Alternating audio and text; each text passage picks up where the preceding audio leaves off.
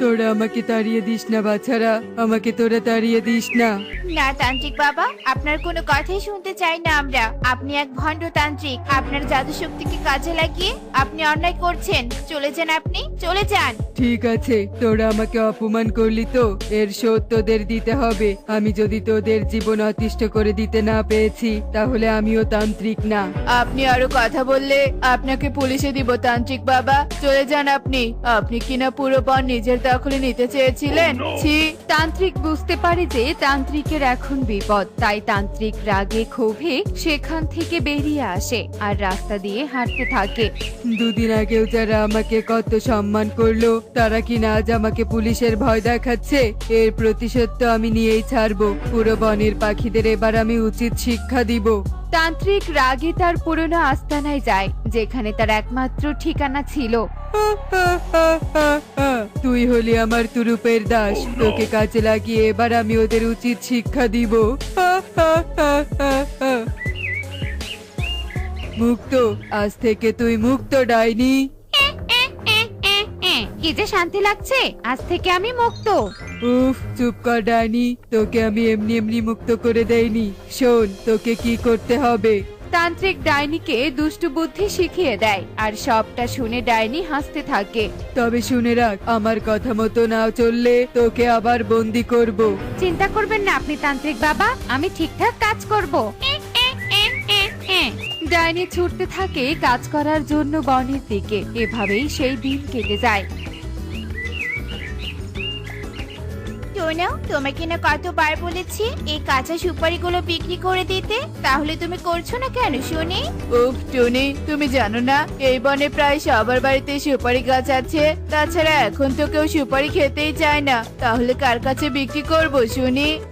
টোনা, তাও তো ঠিক বলেছো। আচ্ছা ঠিক আছে, এই সুপারি গাছেই থাকুক। খুব হাসাহাসি হচ্ছে তাই না? দাঁড়া, প্রথম শিকার তোকেই বানাতে হবে। উফ বাবা, কি জোরে পায়ে ব্যথা পেলাম রে। টোনা, মনে হয় কেউ আমার পায়ে ঢিল ছুঁড়ে মেরেছে। হ্যাঁ টুনি, ওই তো পাশে ঢিল পড়ে আছে। দেখে তো মনে হচ্ছে কাকুলির বাড়ির দিক থেকে ঢিলটা এসেছে। আরে হ্যাঁ, তাই তো, নিশ্চয়ই কনকে ঢিল ছুঁড়েছে। কাল তো আমার হাসি ডিম চুরি করতে এসেছিল, 4টে কথা শুনেছিলাম। নিশ্চয়ই তার প্রতিশোধ নিচ্ছে। টুনি চিৎকার করতে করতে কাকুলির বাড়ির সামনে চলে যায় আর কাকুলিও টুনির চিৎকার শুনে বাহিরে বেরিয়ে আসে। কোথায় কোথায় তোর ছেলে শুনি? আমার পায়ে ঢিল ছুঁড়ে কোথায় পালিয়েছে? ঢিল ছুঁড়েছে? আমার কনক তো মাঠে খেলতে গেছে। টুনি, কি যাতা বলছিস? মাঠে খেলতে যায়নি কাকুলি, তোর ছেলে আমার পায়ে ঢিল ছুঁড়েছে। ও বাবা গো বাবা, কি জোরে ব্যথা পেলাম। আমার ছেলে এমনটা করতেই পারে না। তুই মিথ্যে বলছিস টুনি। তাছাড়া কি প্রমাণ আছে তোর কাছে? কি প্রমাণ চাস তুই? তোর বাড়ি সামনের দিক থেকে ঢিল এসেছে। একদম বেশি কথা বলবি না, এই বলে দিলাম। এভাবেই কাকুলি আর টুনির ঝগড়া দেখে আড়াল থেকে ডাইনি ভীষণ হাসতে থাকে। ঝগড়া তো দেখছি ভীষণ বেঁধে গেছে, বেশ মজা হচ্ছে। তান্ত্রিক বাবা এসব দেখলে ভীষণ খুশি হবে। ডাইনি ভীষণ হাসতে থাকে। এভাবেই দিন কাটতে থাকে। এই ময়ূরী, এই আমাকে এক কলস পানি দে তো। আমার বাড়িতে কাজের তাড়া আছে, আত্মীয় আসবে। আচ্ছা ঠিক আছে দিদি, দাও দিচ্ছি। হাই হাই ময়ূরী, তোর এত বড় সাহস! তুই কি না আমার এত সুন্দর কলসটা ভেঙে দিলি? হাই হাই রে, আমি বুঝতে পারিনি দিদি, কি থেকে যে কি হয়ে গেল কিছুই তো বুঝতে পারলাম না। বুঝতে পারসনি তাই না? এখানে কি ভূত এসেছিল নাকি যে তোকে ধাক্কা দিয়ে ফেলেছে? ইচ্ছে করে ফেলেছিস তুই। যাক বাবা, অন্যের উপকার করতে নেই দেখছি। বেশ হয়েছে তোমার কলস ভেঙেছে। কি? এই দেখ, শয়তান পাখি, আমার কলস কেন ভেঙে দিলি? তোর উপকার করে আমার ভুল হয়েছে। পুকুর ঘাটে পানি নেওয়ার বদলে তুমুল ঝগড়া বেঁধে যায় আর এই দুই পক্ষের ঝগড়ার মাঝে জিতে যায় তৃতীয় পক্ষ। বনে দেখছি সব সময় অশান্তি লেগে আছে। তোকে ধন্যবাদ ডাইনি, এমন পরিবেশ তো আমি দেখতে চেয়েছিলাম। তান্ত্রিক ভীষণ খুশি হয়। এভাবেই প্রতিদিন অশান্তির মাঝে বনে দিন কাটতে থাকে। পাখিদের মাঝে শান্তি যেন উড়ে যায়।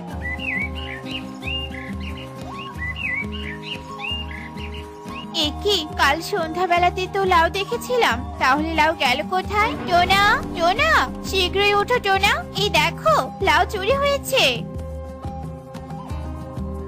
আরে টুনি কি বলছো? আরে সত্যি তো, কে লাউ চুরি করবে? আরে আরে ওই দেখো, কবুতর আর সুখীর পালক পড়ে আছে, চলো তো গিয়ে দেখি। তারা দুজন কবুতর আর সুখীর বাড়ির দিকে অনুসরণ করে যায় আর তাদের বারান্দায় গিয়ে লাউ দেখতে পায়। এবার চোরকে ধরতে পেরেছি, এবারে চোরকে শাস্তি দিতে হবে। আরে আরে তোমরা এত সকালে আমার বাড়িতে? আমার গাছে লাউ চুরি করে কোথায় গিয়েছিলি শুনি? কিসের লাউ চুরি করেছি শুনি? আমরা তো কাল সারা রাত বাড়িতেই ছিলাম না, সখীর মা অসুস্থ ছিল, সেখানে ছিলাম। বিশ্বাস না হলে চলো আমাদের সাথে। কি, তার মানে কেউ আমাদের মাঝে ঝামেলা সৃষ্টির জন্য লাউ চুরি করে এখানে রেখে গেছে? আমারও তো তাই মনে হয় টুনি। আমাদের বনের মাঝে এমন ঝামেলা অন্য কেউ বাঁধাচ্ছে। আমাদের বনে তো আগে কখনো ঝগড়া হয়নি। আমাদের মনে হয় চোখ কান খোলা রাখতে হবে। টুনি বাকি পাখিদের সাবধান করে দেয় আর টুনির কথা মতো পাখিরা চোখ কান খোলা রাখে।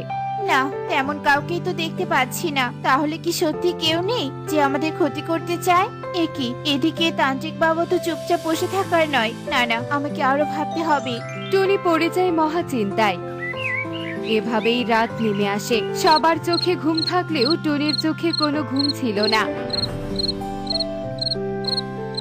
আরে সবাই তো রাতে ঘুমিয়েছে, তাহলে এত রাতে কিভাবে হাঁটছে? জানালা দিয়ে উঁকি মেরে দেখি তো।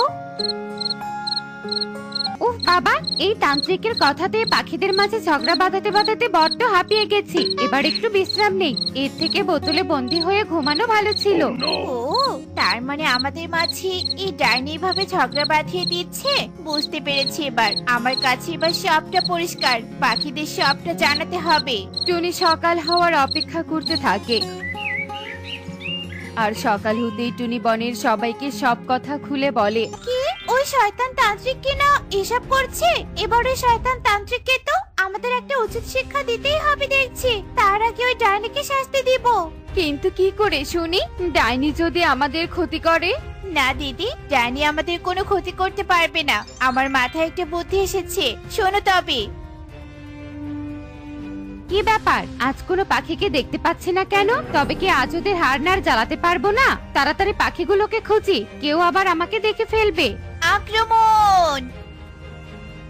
ওরে বাবা রে বাবা, এ তো দেখছে কাঁচা সুপারির বৃষ্টি। গেল রে গেল, আমার হাড়গোড় সব ভেঙে টুকরো টুকরো হয়ে গেল। ডাইনি লাফাতে লাফাতে পালাতে থাকে আর পাখিরাও তার পিছু ঢিল ছুটতে থাকে। ওরে বাবা রে, জন্মের শিক্ষা হয়ে গেছে আমার। তান্ত্রিক বাবা, আমি আসছি। এর থেকে আমার বোতলে বন্দি হয়ে থাকাই ভালো ছিল। ডাইনি ছুটে পালিয়ে যায়। ডাইনির শিক্ষা হয়ে গেছে। এই চলো এবার ওই তান্ত্রিককে পুলিশে দেওয়ার পালা। এরপর সব পাখিরা তান্ত্রিককে শাস্তি দিতে যায়। দেখলে তো বন্ধুরা, আমাদের কখনো ঝগড়া করতে নেই, কারণ দুই পক্ষের ঝগড়ায় সবসময় জিতে যায় তৃতীয় পক্ষ।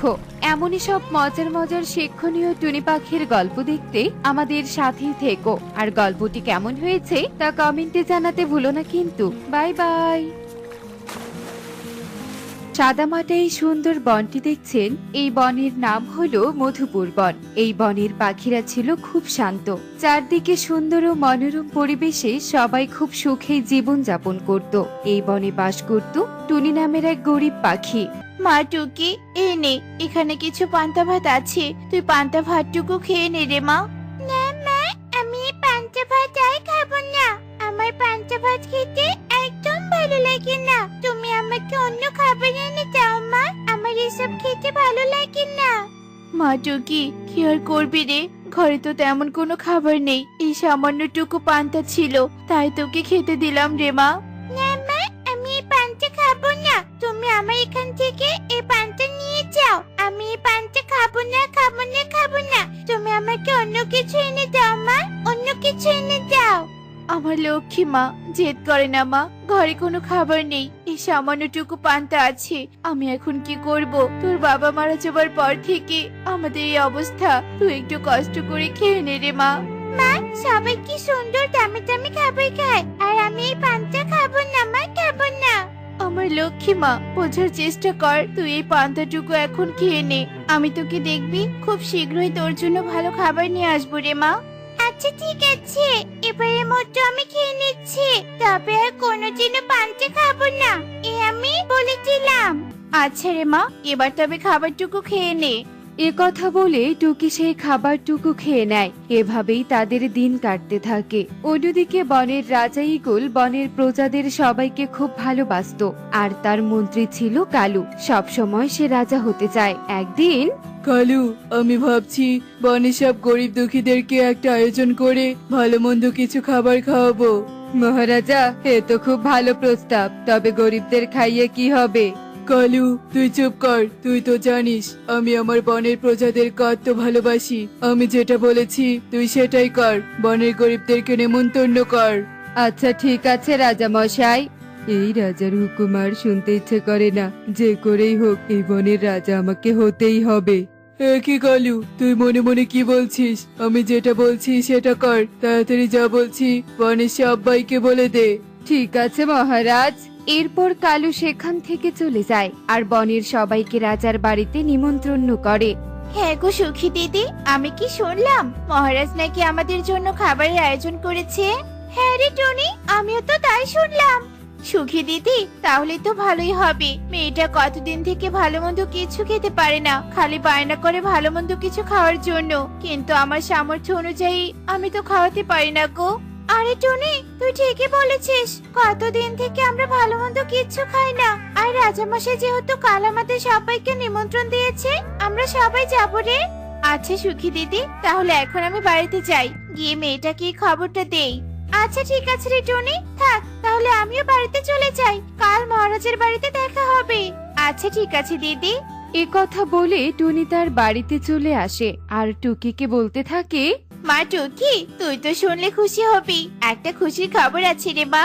কি হয়েছে মা? কি খবর? তুমি আমার জন্য বুঝি ভালো ভালো খাবার নিয়ে এসেছো? না রে মা। তাহলে আবার কিসের খুশি খবর? কাল মহারাজ আমাদের সবাইকে নিমন্ত্রণ করেছে। কাল তুই পেট ভরে ভালো মতো খাবার খেতে পারবি। কি বলছো মা? সত্যি? তুমি সত্যি বলছো? কাল আমি ভালো মন্দ খাবার খেতে পারবো? হ্যাঁ রে মা, আমি সত্যি বলছি। আমার তো বিশ্বাসই হচ্ছে না মা। কতদিন থেকে ভালো মন্দ কিছু খাবার খাই না। রাজামশাই বলেছে কালকে তার বাড়িতে বনের সব গরিব দুঃখীদের খাবার খাওয়াবে। কি মজা, কি মজা। এবার আয় দেখি, ঘরে আয়। কিছু পান্তা আছে, তুই আমি মিলে খেয়ে শুয়ে পড়ি। অনেক রাত হয়ে গিয়েছে যে। আবার যে পান্তা? মা টুকি, কাল তো রাজার বাড়িতে যাচ্ছি, আজকে একটু কষ্ট করে খেয়ে নে না রে মা। আচ্ছা ঠিক আছে মা। এ কথা বলে তারা রাতের খাবার খেয়ে শুয়ে পড়ে। আর পরের দিন সকালবেলা টুনি বলে,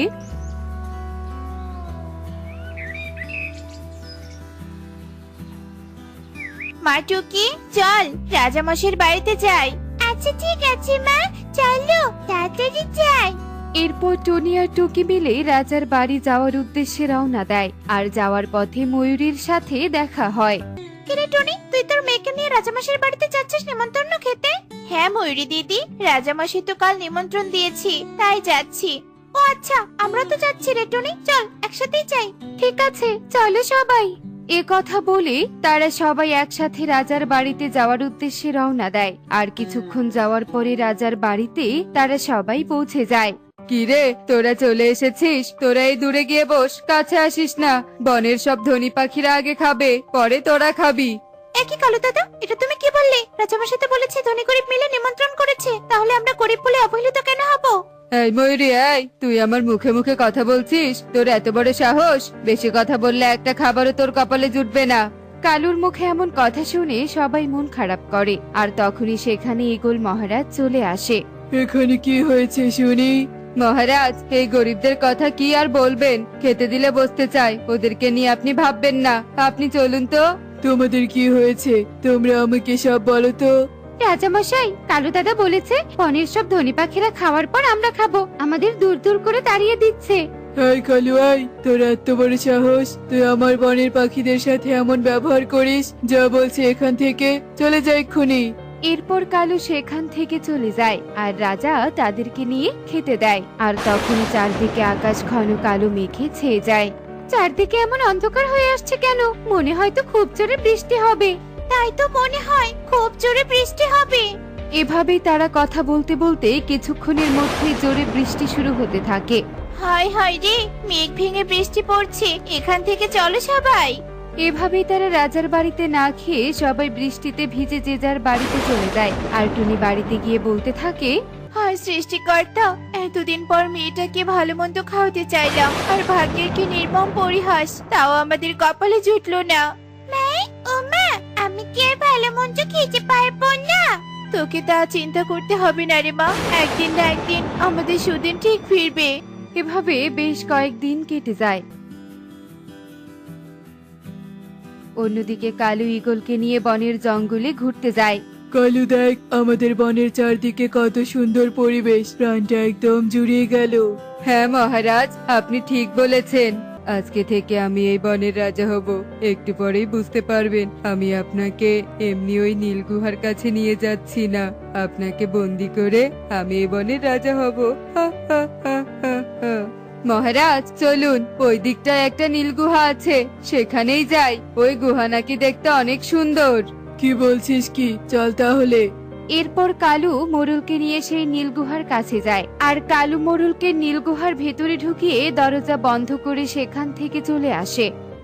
এই রাজাকে তো এই নীল গুহার মধ্যে বন্দি করে রাখলাম, এবার আমি প্রাসাদের সবাইকে গিয়ে বলবো রাজামশাই শিকার করতে গিয়ে মরে গিয়েছে আর আমাকে এই রাজ্যের ভার দিয়েছে। হা, হা, হা, হা, হা। এরপর এভাবেই কয়েকদিন কেটে যায়।